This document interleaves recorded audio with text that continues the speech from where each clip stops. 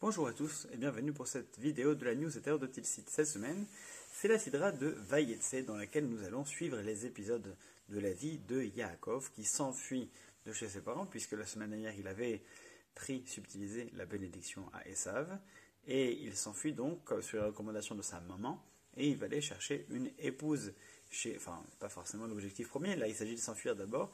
Il arrive chez Laban, chez son tonton. Et puis il va rencontrer effectivement Rachel et Léa au cours de sa vie. Mais avant cela, en chemin, il se passe un phénomène étrange.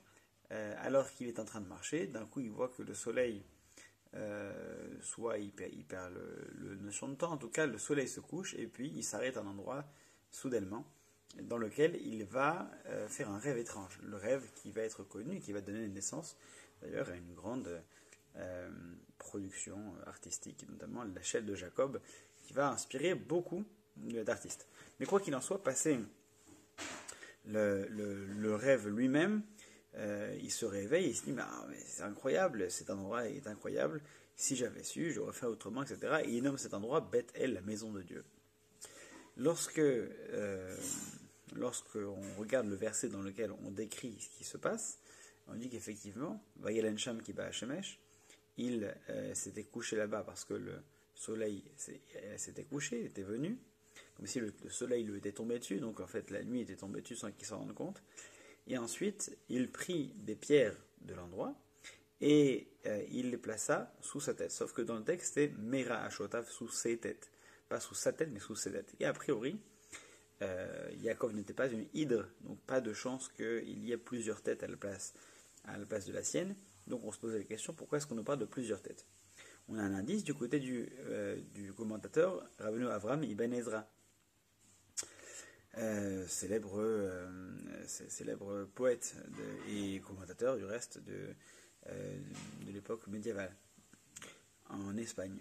Et que nous dit-il Rabbeinu Avram Ibn Ezra? Il nous dit Mera Ashotav, ses têtes, oui, parce qu'il a prophétisé par le rêve et il a mélangé rêve d'homme et prophétie. Donc Rachotav, ce sont ses têtes, son esprit humain et son antenne et son esprit divin. Enfin, en tout cas, la partie divine qui est en nous. Et donc il a su mélanger ça et donc il a, par le biais de son rêve, pu exprimer une forme de prophétie. Et c'est intéressant parce que se dire que le rêve c'est une forme de prophétie, c'est d'ailleurs ce qui est dit clairement dans le traité de Barachot, dans la Gemara, que le rêve est 1/60 de la prophétie. C'est-à-dire qu'en fait, c'est un élément qui est indispensable à la prophétie. La prophétie, c'est pouvoir se laisser entièrement guider par Dieu, sans devenir sensible au point où on peut se laisser complètement aller pour pouvoir ressentir ce que on veut de nous, ce que Dieu peut nous demander.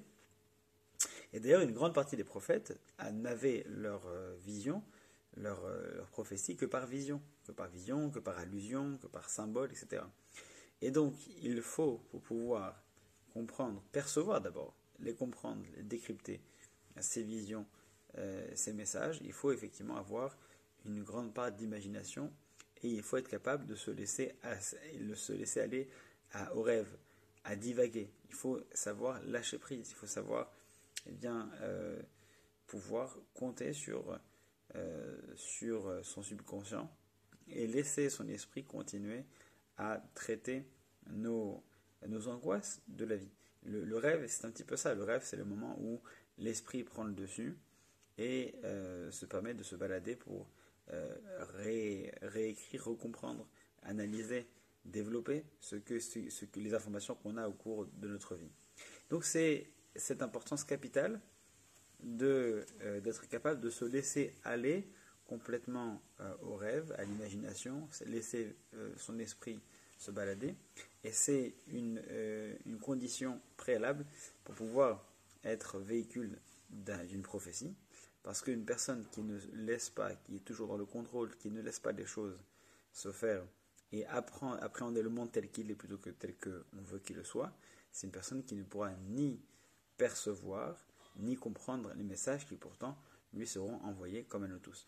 C'est donc un message assez intéressant de se dire que l'esprit est cet outil qui nous permettra qui nous permet de nous connecter à ce qu'il y a au-dessus de nous. Et l'essentiel, c'est de savoir le laisser prendre sa place sans le maîtriser, mais en l'écoutant et en le guidant. Shabbat shalom à tous et à la semaine prochaine.